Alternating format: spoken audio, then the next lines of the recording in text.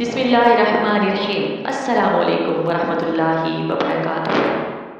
اللہ کی سرتا بقدم شان ہے محمد، اللہ کی سرتا بقدم شان ہے محمد، انسان ہی انسان وہ انسان ہے محمد۔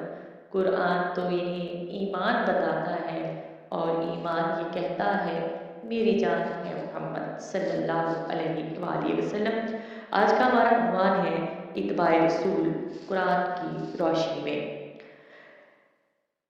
قرآن مجید میں بار بار اتباع و پیروی اطاعت رسول پاک صلی اللہ علیہ وآلہ وسلم پر زور دیا گیا ہے۔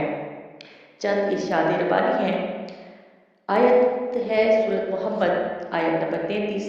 یا ایھا الذین آمنو، اے ایمان والو، اطیعوا اللہ، تم اطاعت کرو اللہ کی، واطیعوا الرسول، اور تم اطاعت کرو اس کے رسول کی، ولا تبطلوا، اور مت تم باطل کرو، مت تم ضائع کرو، اعمالکم، اپنے اعمال کو۔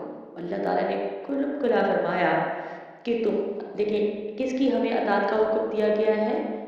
رسول پاک صلی اللہ علیہ وآلہ وسلم کی اطاعت کا، اور ساتھ ہی اللہ نے فرمایا کہ جیسے میری اطاعت کرتے ہو، میری اطاعت میرے نبی کے طریقے سے کرنی ہے، اللہ کے رسول کے بتائے ہوئے طریقے سے کرنی ہے، کیونکہ اللہ تک ہماری اور کوئی اپروچ نہیں ہے۔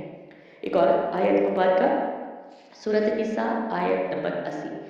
مَن یُطِعِ الرَّسُولَ، جس شخص نے اطاعت کی رسول صلی اللہ علیہ وآلہ وسلم کی، فقد اطاع اللہ، گویا کہ اس نے اللہ کی اطاعت کی۔ سبحان اللہ۔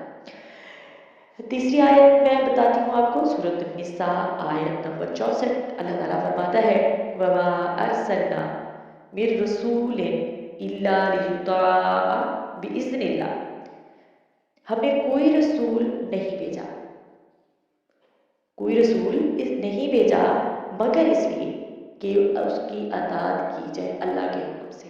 اللہ اپنا مقصد بتا رہا ہے رسولوں کے بھیجنے کا کہ یہ تو آپ میرا محبوب ہے رسول پاک صلی اللہ علیہ وآلہ وسلم، اس سے پہلے بھی ہم نے رسول بھیجے۔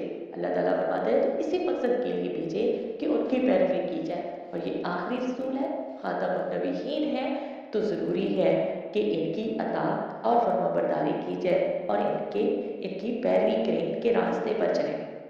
آگے دیکھتے ہیں، آگے کتنی پیاری آیت ہے، سورۃ الاعراف، آیت نمبر 7۔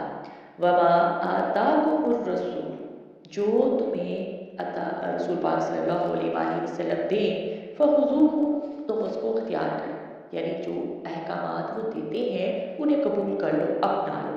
وَمَا نَهَاكُمْ عَنْهُ، اور جن سے رسول پاک صلی اللہ علیہ وآلہ وسلم منع کر دیں، جس کام سے، جس چیز سے وہ روک دیں، فَانتَهُوا، تم اس سے باز آ جاؤ۔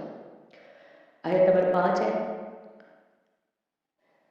لَقَدْ كَانَ لَكُمْ فِي رَسُولِ اللَّهِ أُسْوَةٌ حَسَنَةٌ، البتہ تحقیق البتہ تحقیق تمہارے لیے رسول صلی اللہ علیہ وآلہ وسلم کی ذات میں بہترین نمونہ موجود ہے۔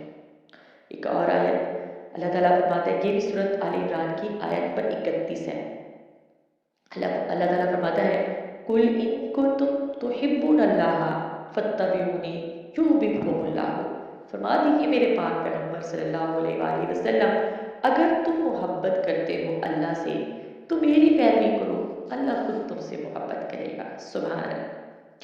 اور ایک آیت، فَلَا وَرَبُّكَ لَا يُؤْمِنُوا حَتَّى يُحَكِّمُوكَ فِي مَا شَجَرَ بَيْنَهُمْ ثُمَّ لَا يَجِدُوا فِي أَنفُسِهِمْ حَرَجًا مِّمَّا قَضَيْتَ وَيُسَلِّمُوا تَسْلِيمًا۔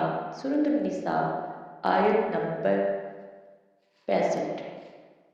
اللہ تعالیٰ فرماتا ہے بس اے نبی، تیرے رب کی قسم، وہ ہرگز مومن نہیں ہو سکتے جب تک کہ وہ اپنے جھگڑوں میں تمہیں فیصلہ کرنے والا نہ مان لے، پھر جو فیصلہ تم کر دو اس کی طرف سے اپنے دل میں کوئی تنگی محسوس بھی نہ کرے، بلکہ اسے بسر و چشم قبول کر لیں۔